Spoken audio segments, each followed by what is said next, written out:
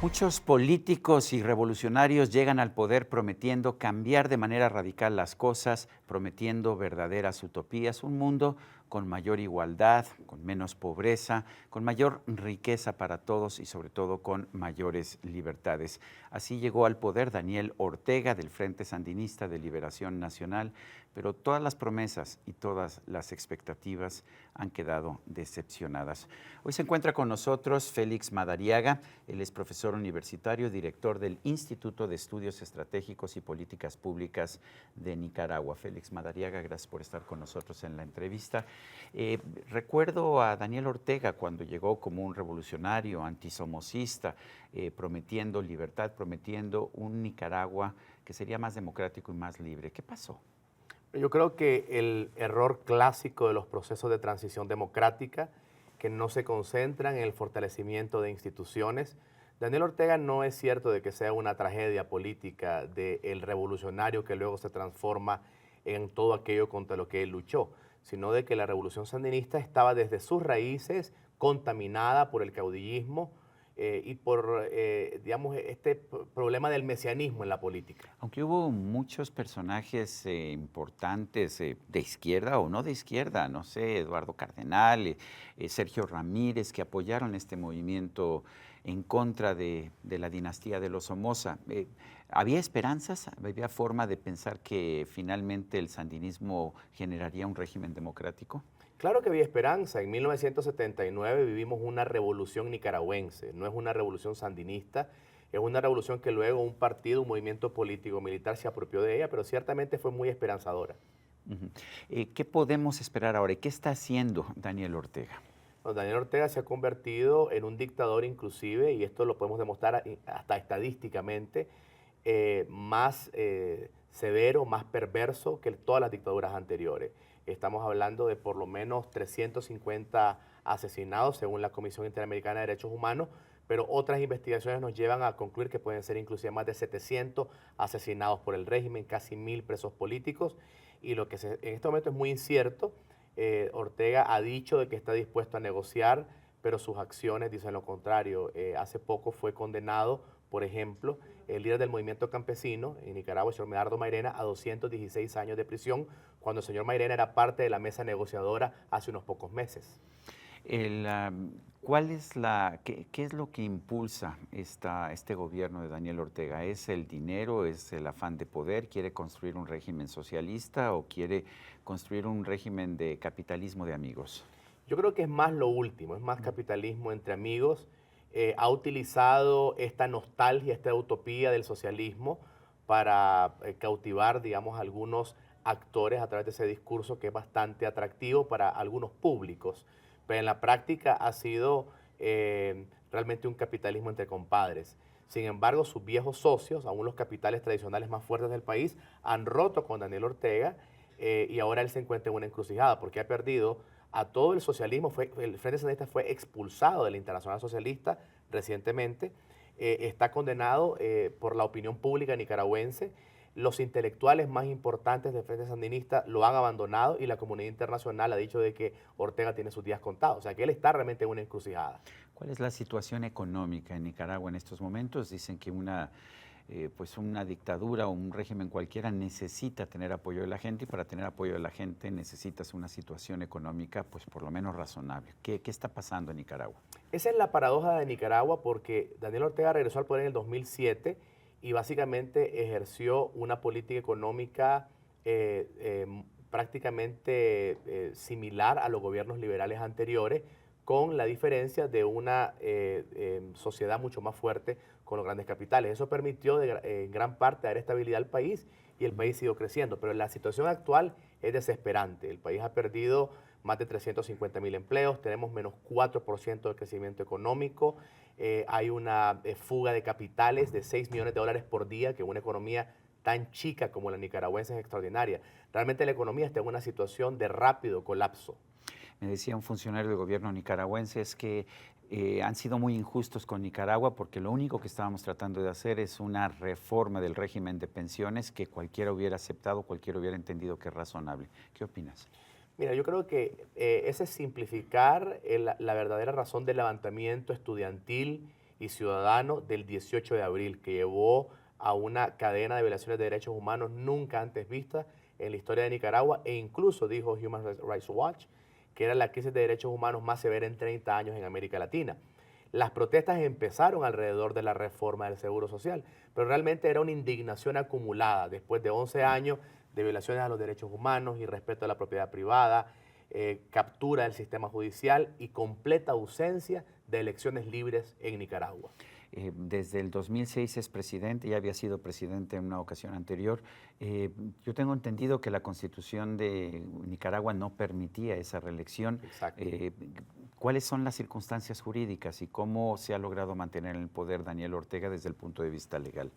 Bueno, Daniel Ortega aprovechó un pacto político con lo que en aquel momento, en el año 2000, era el partido político en el poder, con el Partido Liberal Constitucionalista y el entonces presidente Arnoldo Alemán, para desde ese momento, él desde la oposición, empezar a hacer toda una reforma muy corrupta del sistema político nicaragüense. Cuando él llega al poder, él concluye las reformas que inició en el año 2000, reforma completamente la Constitución, hasta llegar en el año del 2014 a tener una nueva Constitución que prácticamente establece una hiperpresidencia al modelo chavista, es decir, la reelección indefinida y la capacidad del presidente de poder hacer lo que quiera con el poder ejecutivo.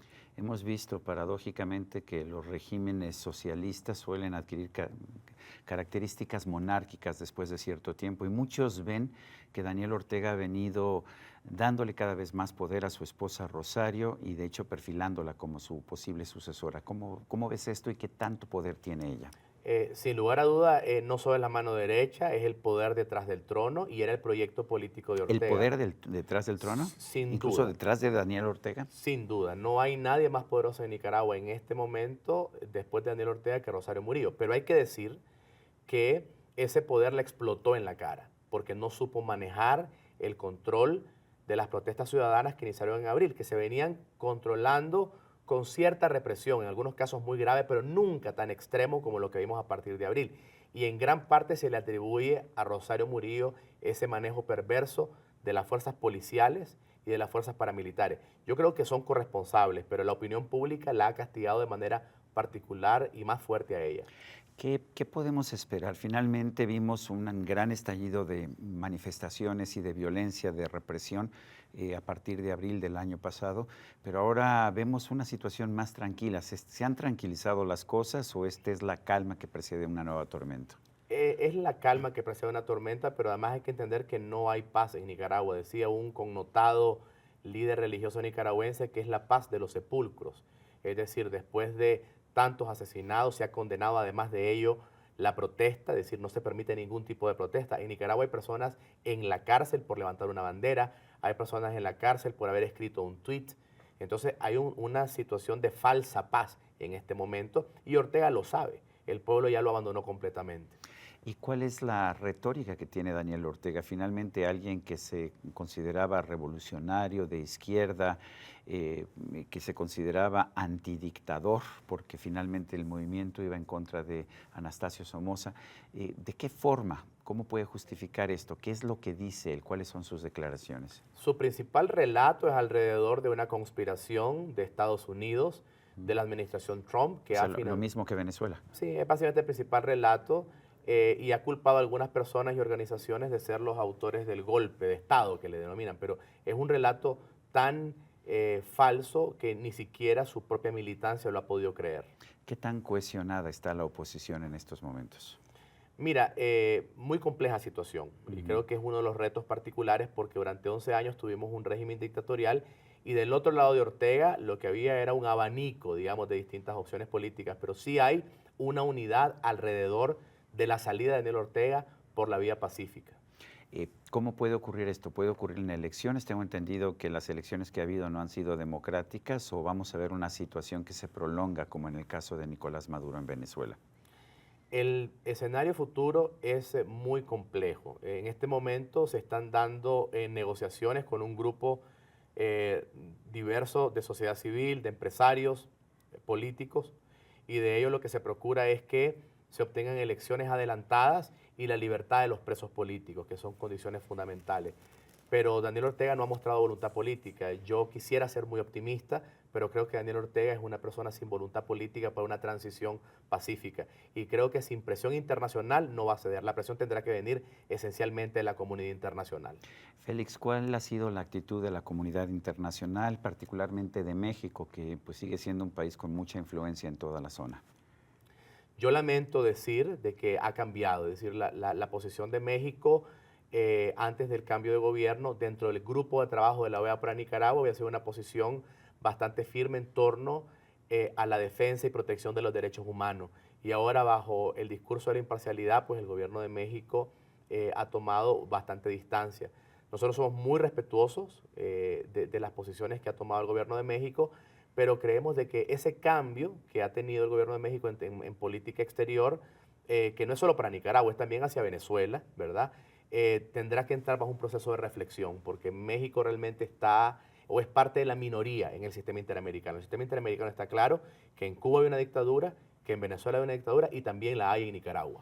A veces el surgimiento de un movimiento de oposición a un dictador requiere de un personaje carismático, de alguien que enfoque la atención. Esto pasó en Venezuela con un joven Juan Guaidó, que ahora se ha convertido en el líder o en el símbolo de la rebelión contra Nicolás Maduro. ¿Hay alguien que pueda ocupar ese papel en Nicaragua en la actualidad? No lo dudo. Pasamos de una situación de orfandad de liderazgos políticos en Nicaragua a una abundancia de figuras políticas.